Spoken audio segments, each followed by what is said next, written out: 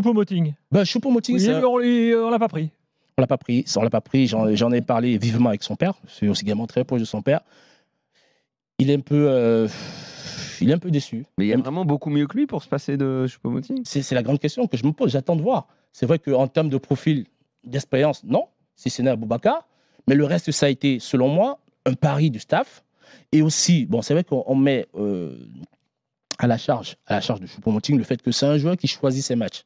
C'est-à-dire que c'est un mec qui vous dira... Pardon, j'ai la liste sous les yeux. Clinton Ng, il est pas meilleur que Choupo-Moting, a priori. Ngamaleu, bon... non plus. Vincent Aboubacar, on connaît. Georges Nkoudou, les amis. Qui est en Arabie Saoudite, oui. Pas terrible. Il ne joue pas exactement le même poste, mais c'est pas la même chose. C'est pas un grand championnat, le Saudi League. Et le grand Karl Toko Ekambi, un hommage à Walid Acharchour, toujours là, évidemment, dans la liste.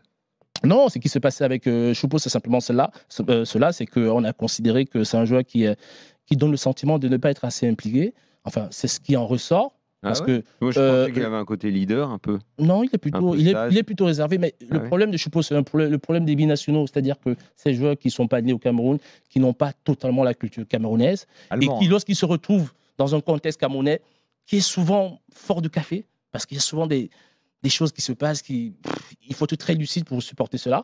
Il a supporté pendant de nombreuses années. Moi, j'ai assisté à des scènes avec Choupo où, franchement, j'ai été choqué. C'est-à-dire que il fut une période, lorsque justement la France jouait le Cameroun à Nantes, moi j'étais au stade, il était capitaine. Ouais. Hugo Broos, qui était le sélectionneur, a décidé à la veille de match de mettre au banc de touche. Mais, en termes de message, mais c'était catastrophique pour lui. Il est entré en marchant, mais parce que, même s'il était capitaine désigné, certains ont testé son capitanat.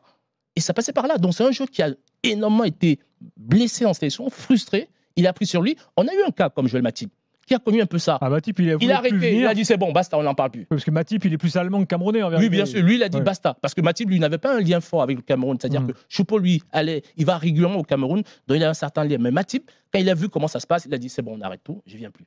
Passe à autre chose, oubliez-moi, je suis venu, ça s'est bien passé, on n'en parle plus. Or, Choupo, il a supporté. Et je pense que par rapport à l'impact, à l'intégration, la volonté, les sacrifices, parce que Choupo, il a commencé avec la sélection, il avait 17 ans. Il aurait pu avoir la chance de faire une Coupe d'Europe avec la Mannschaft, une Coupe du Monde, même s'il est sur le banc de touche. Il aurait pu, il a le talent pour. Mais il a fait le choix de venir au Cameroun.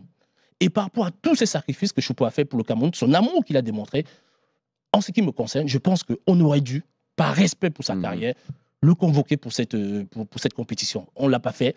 Après, je pense que le staff va subir ce choix. Voilà, il s'appelle Edith Giscard-Nono, vous savez tout maintenant de l'actu du Cameroun. Merci d'être venu. De rien.